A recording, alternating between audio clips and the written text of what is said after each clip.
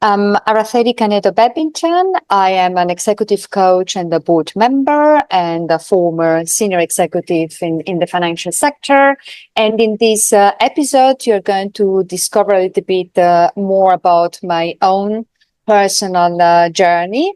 And also, I hope you will be inspired by the fact that it's never too late to take bold decisions in your career and more broadly in your life. So looking forward to connect with many of you.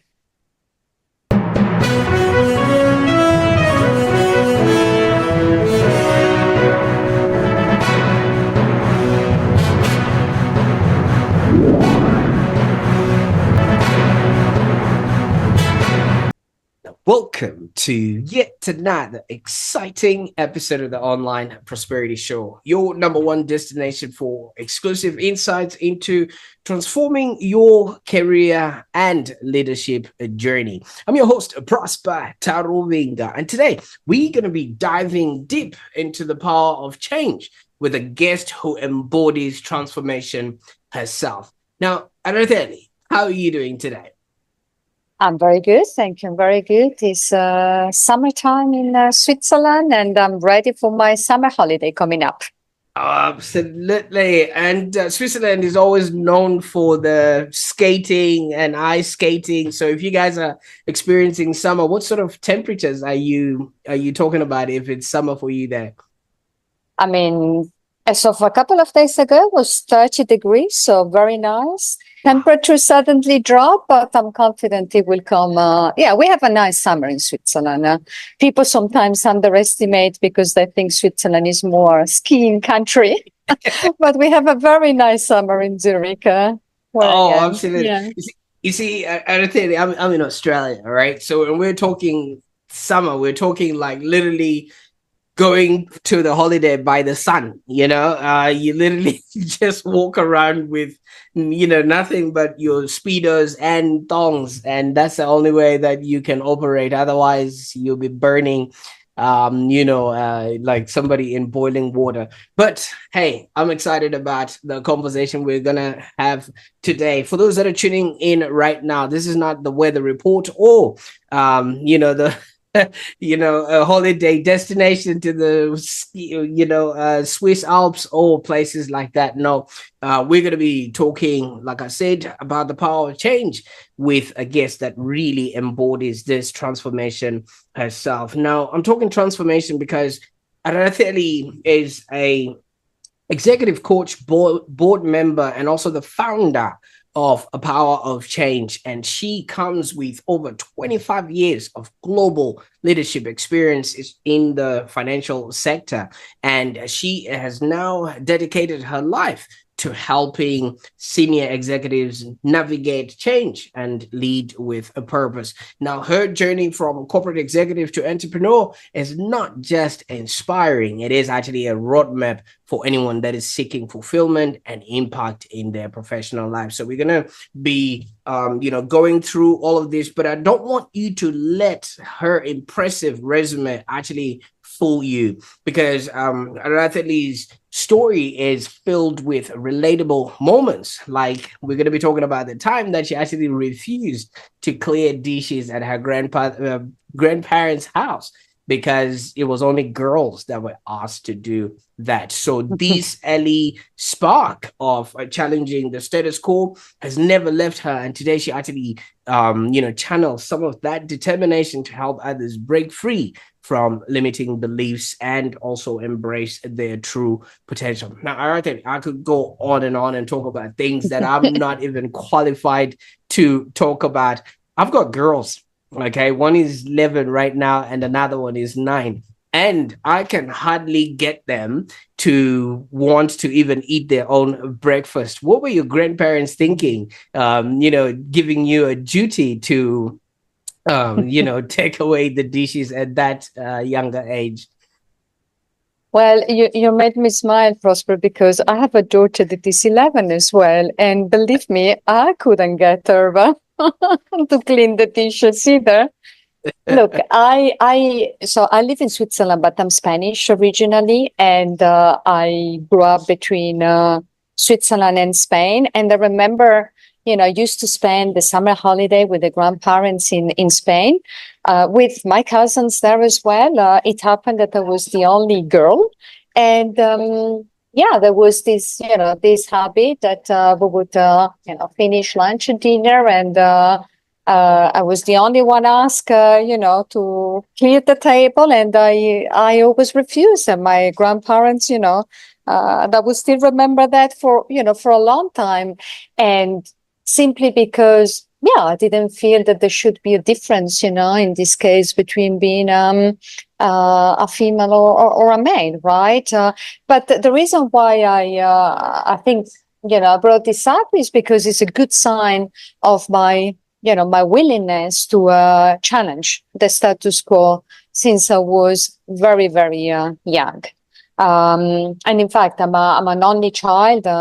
My father has always been a very traditional, Spanish father, and we have a very good relationship. But it's always been also, making sure that I'm living my life in my own terms. So, making sure that I follow my own needs and my own decisions, rather than following other people's expectations. In this case, my family expectations. Yeah.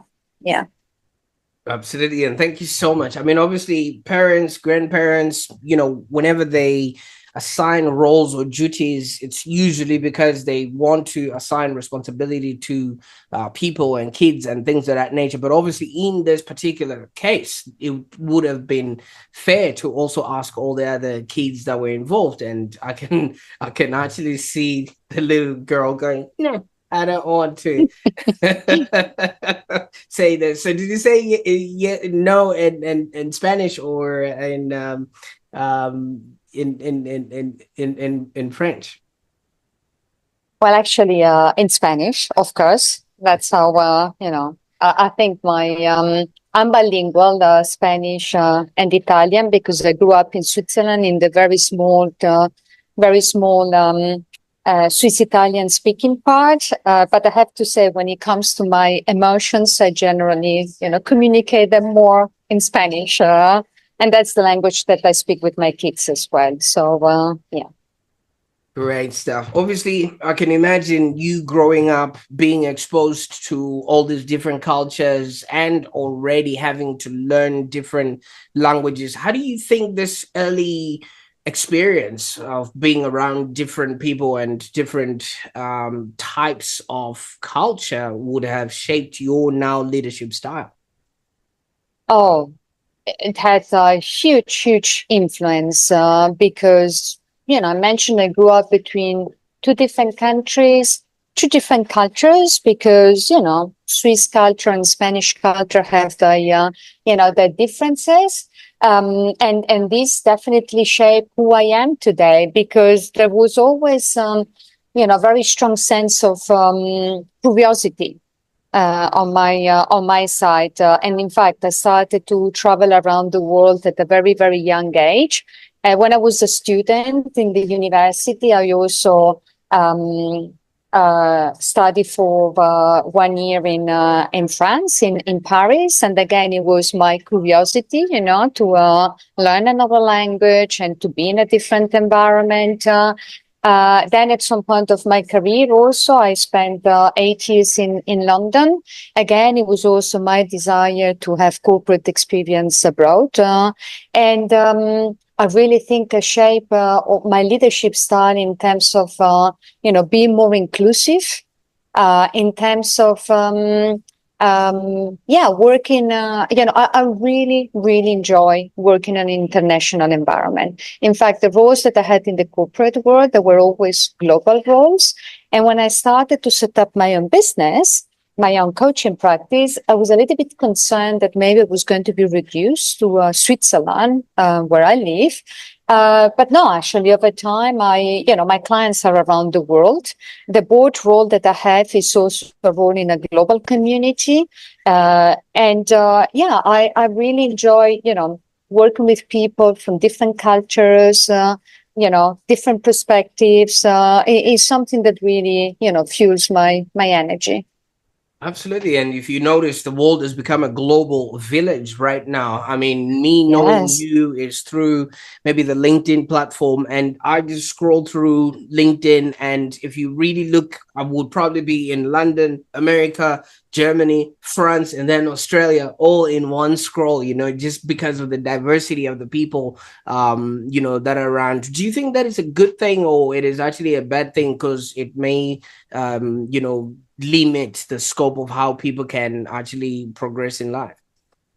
I think it's a fantastic thing because there are no barriers, right? I mean, we can connect globally, um, without, I think, the world is ours, right? I don't see any limitations. And I've experienced it as well with my own, coaching business, coaching clients in, everywhere in Europe, in the US, in Asia, in Australia as well.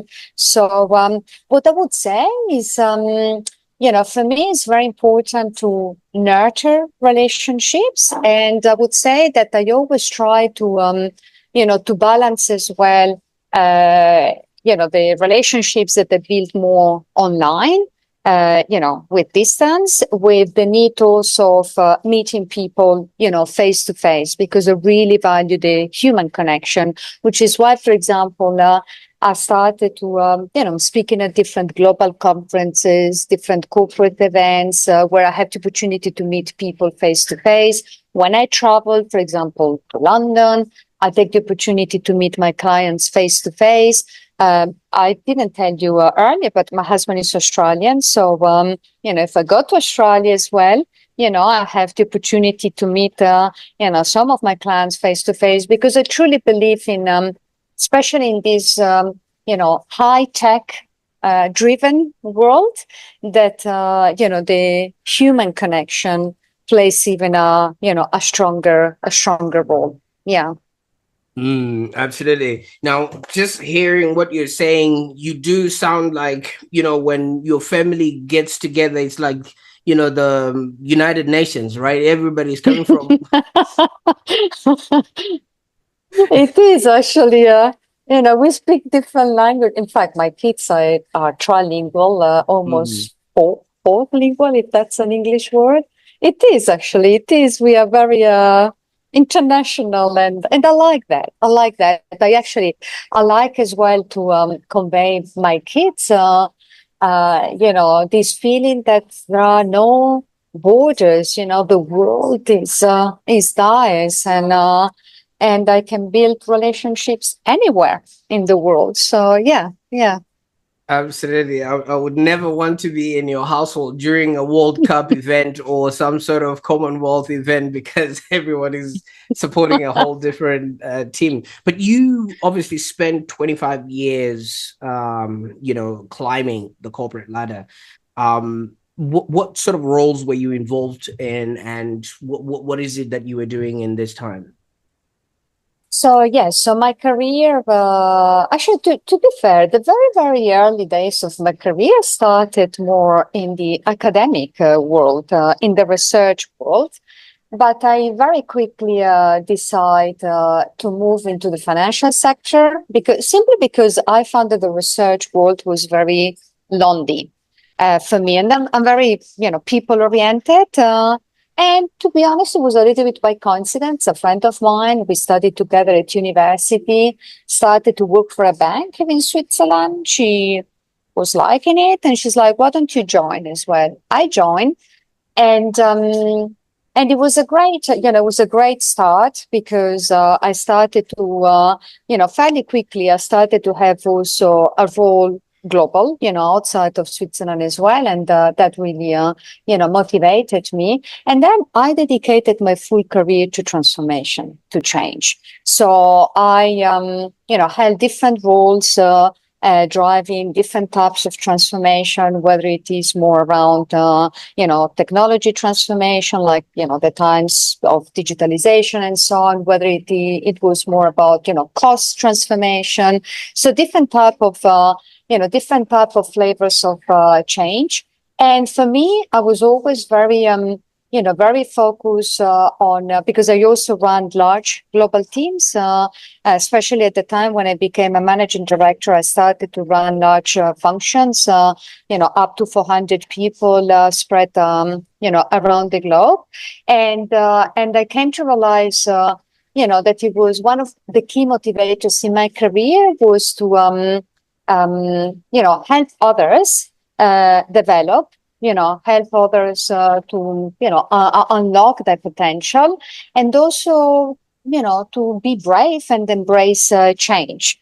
And that's what slowly, brought me into the executive coaching path, because it really brings together these two key drivers in my career. On one side, people, because of, it's a very personalized work. And on the other hand, it brings change because, I always say which is more transformative than helping people, transform their careers and ultimately their lives.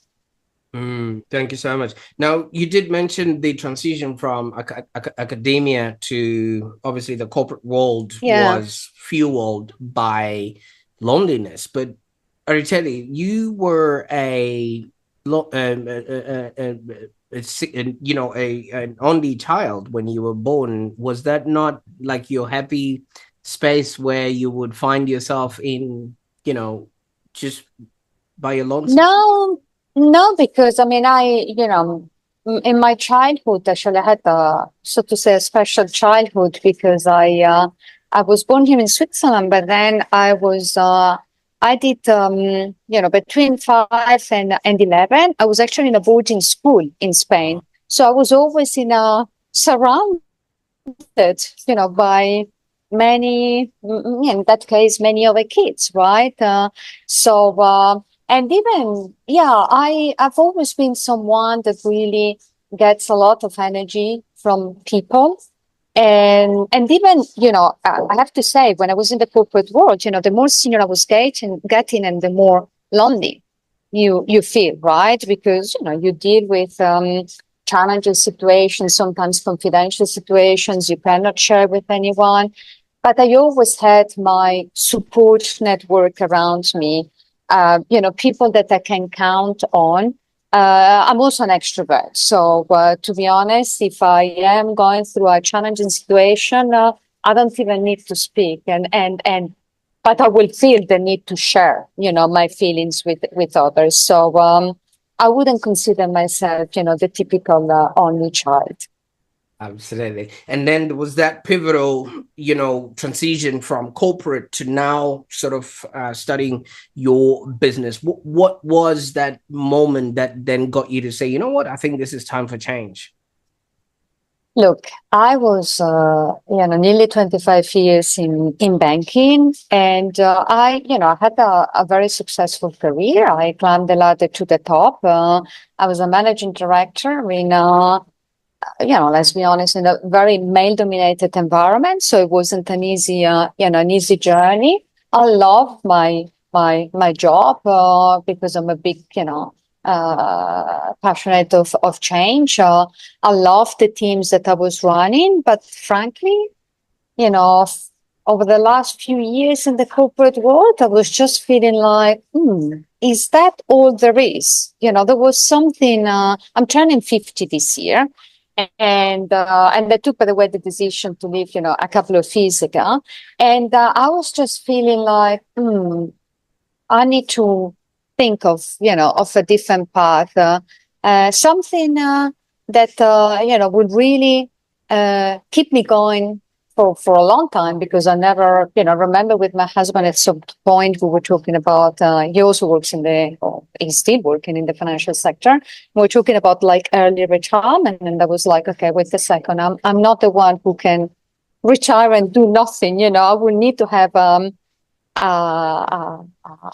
new purpose in life, and that's when over time I was like, well, I had my own executive coaches in the past, and some of them that did encourage me. They were like, look, Araceli, if at some point you would like to do something different, this could be a good path.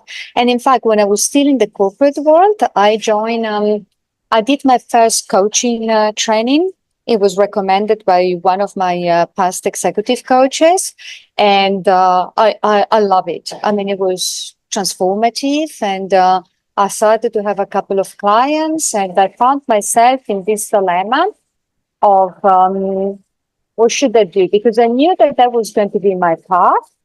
And my next step, it was a question of timing. I was thinking, well, should I stay? I was in the middle of, I was part of the largest acquisition in the financial sector. I was in the middle of that integration work, and I was thinking, should I carry on a few more years and then give it a go, or should I do it now? And after, a few months, one day thinking, yes, I'm going for it. The day after thinking, no, I'm going to throw my career away. I just decided, you know what, life is too short. So I'm going for it. And that's what I did. Absolutely, and congratulations. But you see, when you're working in a corporate environment, you jump into the office, the desk is cleaned, your computer is set to the right ergonomic space, you've got your chair there. When you then go on in your own business by yourself, there will be a lot of things that you have to unlearn and learn and things like that. What were some of the fears that you had jumping into starting on your own? Well, of course, so the immediate fear was what I mentioned earlier, was the fear of throwing my career away, because I had a successful career, right? I could have carried on, in, so to say, in my comfort zone, right? So for me, there was a fear of, the fear of failure, right? Because I'm leaving, my comfort space to, I'm taking the leap into something where I don't know if it's going to work, right? And then, of course, it's the fear of failure, and it's also the fear of unknown, because when you run your own business, as an entrepreneur, you need to have a very different mindset, right? Is when you work in a corporate, when you have a corporate job, you get a monthly paycheck. When you are an entrepreneur, you don't know, how things are going to plan. And I always say, one of my very first learnings was like, well, look, I'm not going to put all my eggs in one basket, right? So I will try. I will, and I'm not actually, that's something that I've never been afraid of. Even in my corporate career, I was always like, when there was a new opportunity, I would be like, yeah, I'm here, I will do it.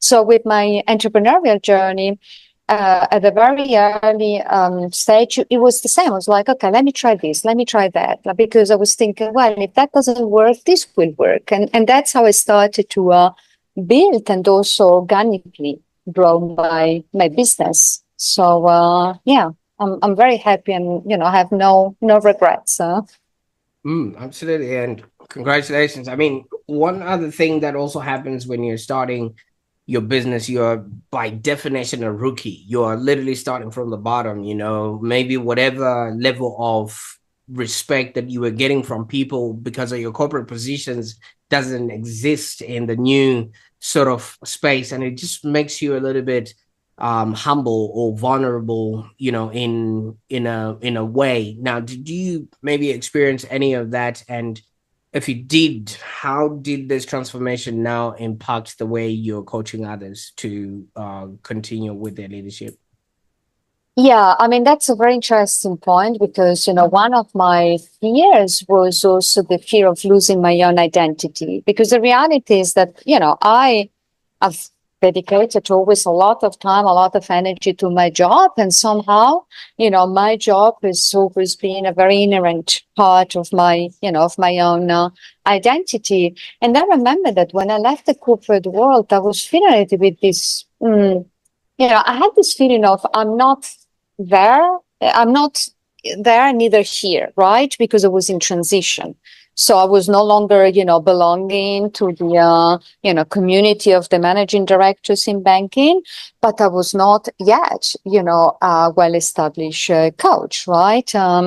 So the way how I went about was, well, first of all, I started to, because I truly believe in, having all the necessary, qualifications. So I started to do different type of trainings related to coaching, because I wanted to be in a position where I feel good, in terms of my knowledge and my expertise. But then I also started to, reach a series of networks where I could learn. For example, I'm part of a network of entrepreneurs where I could, from different sectors, where I could learn from them on how to go about to set up the business.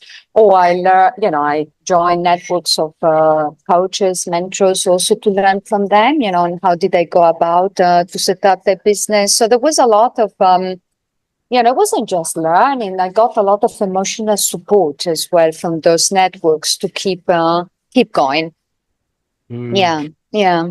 I think when you're amongst other people, you get this sense of I'm not alone, and it's a very liberating sort of feeling, because now there's different milestones that you got to hit that are different to sort of the corporate line of thinking. And while I was also looking up your work, some of your clients actually describe the sessions that you have with them as liberating. Now, what do you think sort of contributes to that feeling during your coaching sessions? Well, I do a lot of work because generally, I work with senior executives and also with, with entrepreneurs. And, very often the reason, of our coaching engagement lies in a more kind of transactional goal. For example, I want to be promoted, or I want to leave my organization because it's a toxic environment. I want to find a new job. Or some people, they are looking for a more, deep transition, in the sense that, for example, they want to move to a completely different sector, or maybe they want even, to become entrepreneurs, right? But then it comes, very quickly, it comes down to, to some inner work that we do about, especially about fears, because out of all the various emotions that we might, experience where we are considering any type of transition, fear is the most prominent one. And, we do a lot of work to understand what is, what type of fear do we experience, what is holding them back, what limited beliefs they have from the way, I don't know, they've been raised. So there is a lot of, work that we do on emotions to boost the confidence and also to increase the resilience to keep them going. Yeah. Absolutely. And one of the articles that I saw you've written, it talks a lot about the power of accountability, especially when it Yes. comes to leaders and stuff like that. Now, how are you incorporating this into your coaching and also maybe helping your clients achieve their goals? I think it is one of the points that my clients value the most about our engagements. And by the way, I work in one-to-one settings, but also in group settings as well. And I like the fact that, there is I am the accountability buddy, right? So we work together and then we meet on a regular basis. And there is an element of, progressing with some homework, because that will, when we meet again, we will go through. And I'm a very, always say, in terms of my coaching signature, I'm very caring. So I create, I'm very empathetic, but I'm not afraid of challenge. Going back to the beginning of a conversation, right? I really like to challenge my clients in the spirit of their growth, to stretch them. And I'm very results oriented. So I think my clients like the fact that, they feel like, I give them the energy to take steps that they wouldn't envisage, to take otherwise. And the accountability is there on a regular basis. So I think that has been a key a key change of mindset for many of my clients. It looks like you give people permission to literally step into their leadership role, because a lot of people, if you are now leading at least more than 50 people, 9 times out of 10, most of those people are in remote locations. And so many people now need to be able to, maneuver around those kind of relationships with their people that are in, their subordinates. Now, you've led teams of up to 400 people, in your time in corporate. Now, how do you help leaders then build trust and maybe motivate their diverse teams in today's global environment? Yeah, so I do a lot of work as well with some of the senior executives to strengthen the leadership style. Some of them, for example, that might come more from a old school leadership style, more command and control, right? And we do some work where they can build more trust with the team members. I mean, you mentioned the point of remote working, right? A lot of, most of the senior executives that I work with, they run global teams. So there is a remote angle as well. So it's about building trust. It's about also empowering, others. And it's also a lot about being empathetic and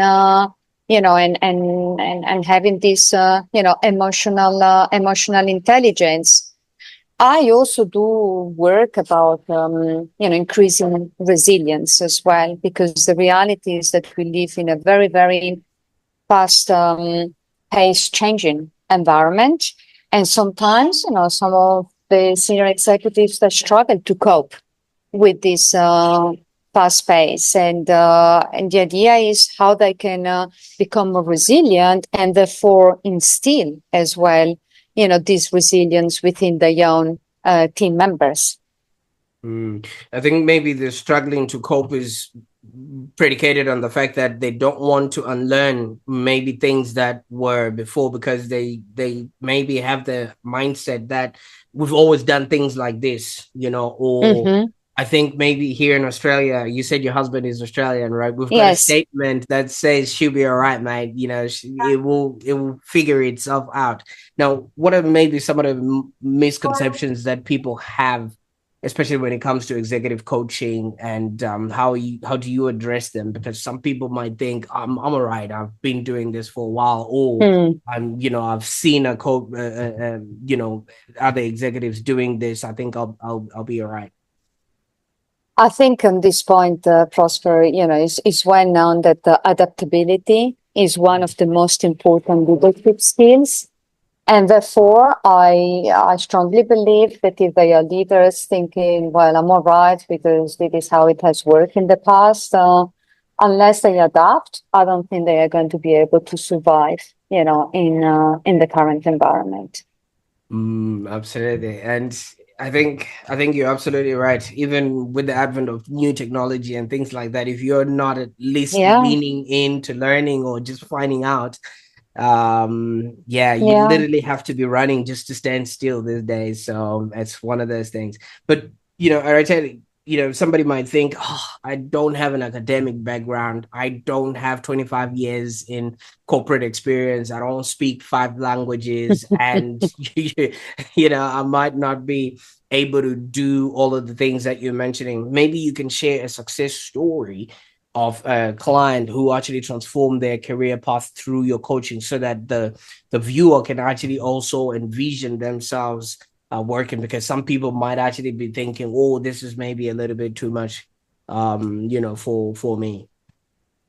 Yeah, very happy to share. I can give you the example. I can give you many examples, right? But I work, for example, last year with a client that was feeling like the company that she was working for has gone through a lot of, reorganizations, and she didn't longer feel aligned, to the culture of that organization. She felt some of her values were being compromised.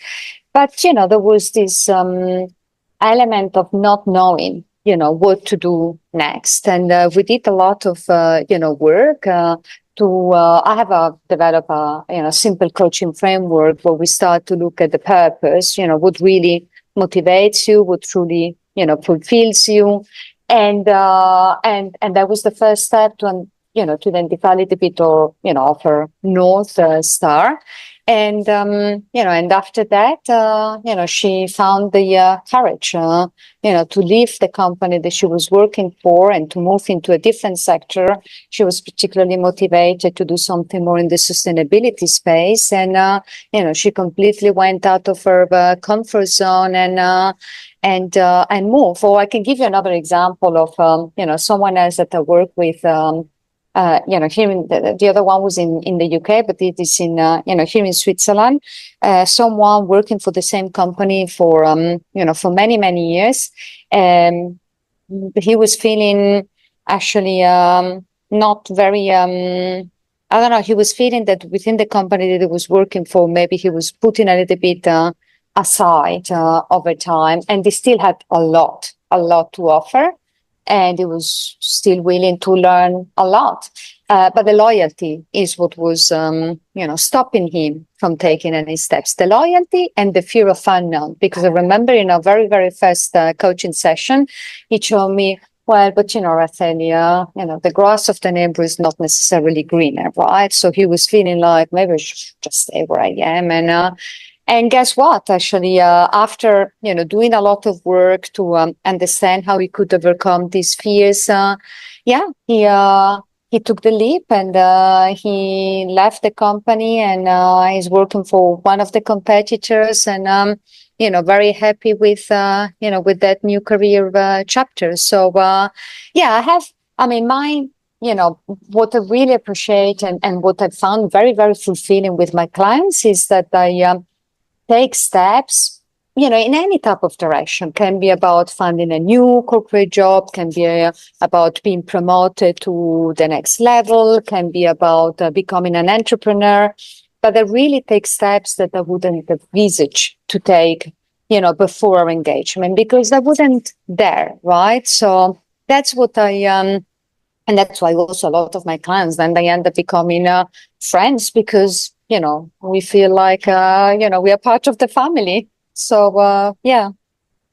Absolutely. And obviously, it does seem like you are literally giving people their lives back, because you can imagine if this guy just stayed at this job, then he would have missed out on the opportunity of who he then went on and become. Now, for those that are looking for maybe that positive attitude, or the contagious energy that I've been feeling in this conversation today, where can people go to on the where can people go to on the internet to maybe see what it is that you offer and what are you offering? So, well, I'm very active on LinkedIn. So, you can connect with me on LinkedIn and follow me. I have my website as well. It's called Power of Change. So you can find me there.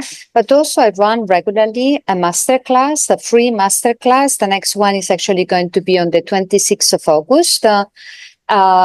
Where you can get to know me during 1 hour, the work that I do. And as I mentioned earlier, I run different type of engagements, work on a one-to-one basis. I also work in groups. So, I will be, I hope I convey also the view, during this conversation, Prosper, that I'm very, very approachable. So, you can reach out, we can grab a coffee wherever you are in the world, because sooner or later I will come to your country. And yes, I am very happy to connect.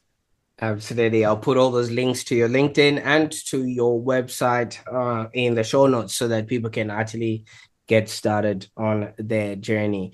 Now, Araceli, you've really let us know what it is to have a transformed life. And I think it was Heraclitus that said that change is the only constant in life. You've changed from academia to, you went into corporate and now you're into executive leadership coaching and things of that nature. But what's next? What can people anticipate in the future?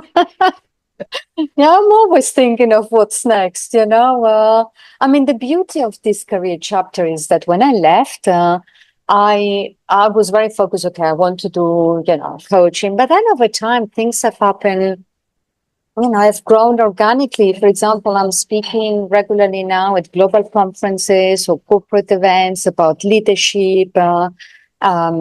You know, about navigating change and so on, and I'm loving it. So I'm thinking maybe I should do that. I don't know. Sometimes I'm thinking maybe I should write a book. I have a lot of ideas, but no, I am. Yeah, I am very very happy. You know, with where I am, and I feel very energized. So yeah, more to come. More to come. Absolutely. I'm really excited for what's about to come, and the fact that there's an opportunity that you might actually be on mainland Australia at some point, by way of your husband. But I can't thank you enough for joining us on this enlightening episode of the Online Prosperity Show today. I mean, your life story and your experience have so much value for those people that are looking, just for a mentor or executive coach or just a board member that could actually help them focus on their career path, and especially the fact that you focus on thought leadership, they can learn a great deal from your experience. So thank you so much.